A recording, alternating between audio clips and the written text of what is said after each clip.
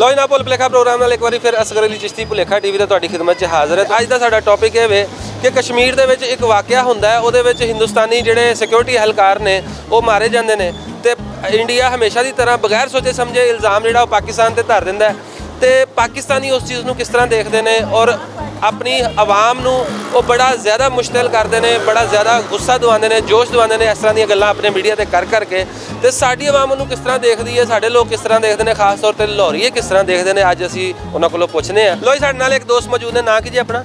मोहम्मद उस्मान। उस्मान साहब ये दसो कि इंडिया दे विच जिहड़ा कश्मीर है, कश्मीर दे विच एक धमाका हुंदा है, खुद कुछ धमाका असीं इत्थे बड़े वेखे ने, पाकिस्तान च भी बड़े होए ने तो उत्थे भी एक धमाका हुंदा ते उन्हां दे फौजी मारे जांदे ने ते वो कहंदे ने जी पाकिस्तान ने कराया। तुसीं इस सारी चीज़ नूं सूरत हाल नूं किस तरह देखदे हो? कुछ भी पाकिस्तान नहीं कर रहा, पाकिस्तान तो सिर्फ उन्होंने आज़ादी की तहरीक तो उभार रहा है कि अपनी आज़ादी की जंग लड़ो, ठीक है।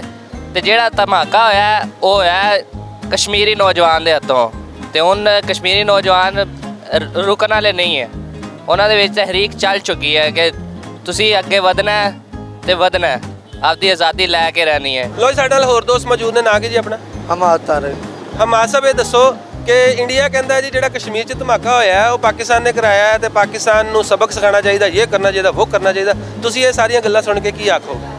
सर जी मैं जो कुछ कल सोशल मीडिया के उत्ते देखिया, मेरे मुताबिक नाल जो भी ब्लॉग्स आ रहे लोगों के गलत है कि पाकिस्तान दे विच दहशतगर्दी है, पाकिस्तान ने भेजिया।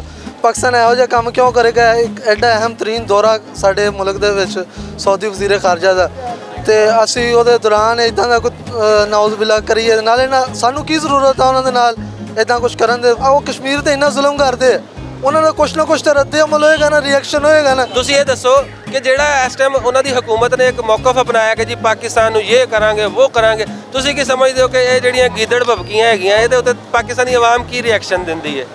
पाकिस्तानी आवाम का रिएक्शन की है? क्योंकि कुत्ते का काम भौंकना, कुत्ते के भौंकना कभी हाथी आदा रस्ता नहीं बदलता होंगे।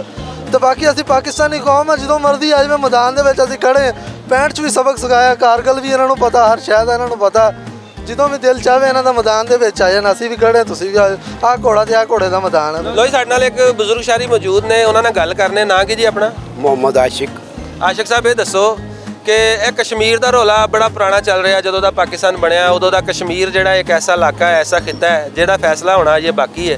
तो तुसीं की समझते हो कि जिहड़ा कश्मीर च हुण आज़ादी की तहरीक चल रही है और जिहड़े कश्मीरी नौजवान अगे वध के हुण कई बंदूक नाल भी उन्हां नाल गल कर रहे हैं उन्हां दे जुल्म सहन तो बाद, तुसीं जिहड़ा हुण धमाका होया उहदे तो बाद फिर इंडिया ने पाकिस्तान ते इल्ज़ाम लाया, तुसीं की सोचते हो, की देखते हो? असीं ते इह कहने पाकिस्तान जिहड़ा हैगा ते कश्मीर जिहड़ा हैगा इक्को ही है, तो इंडिया नूं दर्द इस चीज़ का है पाकिस्तान दे नाल क्यों रलिया ते क्यों कुर्बानियां दे रहा।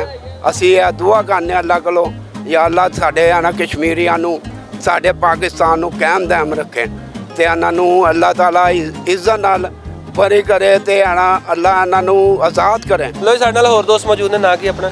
शुएब अयूब। शुएब अयूब साहब ये दसो कश्मीर दे विच धमाका होने तो बाद इंडिया की हुकूमत रवायती अंदाज दे विच पाकिस्तान ते इल्ज़ाम ला रही है, धमकियां ला रही है, तो तुसीं उन्हां धमकियां नूं किस तरह वेखदे हो? इंडिया बच्चा है, पाकिस्तान के अगे नहीं बोल सकता, वो अपने आप को बड़े फन्ने खां समझते हैं, लेकिन हर बारी देख लो तुसीं कि हर बार इंडिया ही मैदान छड़ के दौड़िया, पाकिस्तान पीछे नहीं हटिया। अच्छा ये दसो कि अगर कल नूं वो हालात इन्ने खराब कर देंदे ने तो तुहाडे जज्बे की ने पाकिस्तान की हिफाजत करने वाले नाल? I want to spend my life in Pakistan. India वाले कश्मीर वालियां नूं आज़ाद करन, क्यों नहीं आज़ाद कर रहे? लो साडे नाल एक दुकानदार मौजूद ने, इन्हां कोलों पुछदे ना कि जी अपना? मंजूर अहमद। तुसीं समझदे हो कि ये 65 ते 71 जंग दे विच जिहड़ी इंडियन आर्मी ने इत्थे जंग लड़ी सी, जिवें लड़ी सी उस तो बाद सानूं कोई धमकी ला सकदे ने? इंशाअल्लाह ताला ला ही नहीं सकते अल्लाह की मेहरबानी दे नाल, क्योंकि गिद्दड़ ने जो भी इल्जाम पाकिस्तान मुसलत कर सकते हैं मगर धमकी जुबानी ला सकते हैं। अल्लाह की मेहरबानी दे नाल ऐते मुसलमान कौम इहो जी वाजी है, ऐते खाली बच्चे नूं भेज देने तबाह कर देवे अल्लाह की मेहरबानी दे नाल। लो जनाब तुसीं गुफ्तगू सुनी, हर लाहौरीए दा यही कहना है कि हिंदुस्तान अपनियां जिहड़ियां धमकियां ने अपने कोल संभाल के रखे, किसी दूसरे छोटे मुल्क नूं डराउण डरून वास्ते पाकिस्तान वास्ते वो धमकियां उहदियां काम नहीं करनगियां। और खास तौर पर कश्मीर के अंदर जिहड़ी जदोजहद आज़ादी चल रही है उन्होंने समझण की कोशिश करे कि उस आज़ादी की जिहड़ी है उस उहदे स्टेक होल्डर हुण कश्मीरी नौजवान ने, और कश्मीरी नौजवान जिहड़े ने वो इन्ने कु बाखबर ने और इन्ने कु वो एक्टिव हो चुके हैं कि उन्होंने हुण रोकना या उन्होंने कंट्रोल करना ਭਾਰਤੀ ਆਰਮੀ ਦੇ ਵੱਸ 'ਚ ਨਹੀਂ ਰਿਹਾ, ਜਿਹਦਾ ਇੱਕ ਸਬੂਤ ਪੁਲਵਾਮਾ ਦਾ ਧਮਾਕਾ ਹੈ। ਹੁਣ ਤੱਕ ਸਾਨੂੰ ਦਿਓ ਇਜਾਜ਼ਤ, ਅਗਲੇ ਪ੍ਰੋਗਰਾਮ 'ਚ ਫਿਰ ਹਾਜ਼ਰ ਹੋਵਾਂਗੇ ਕਿਸੇ ਨਵੇਂ ਟੌਪਿਕ ਦੇ ਨਾਲ। ਉਦੋਂ ਤੱਕ ਤੁਹਾਡਾ ਤੇ ਸਾਡਾ ਰੱਬ ਰੱਖ।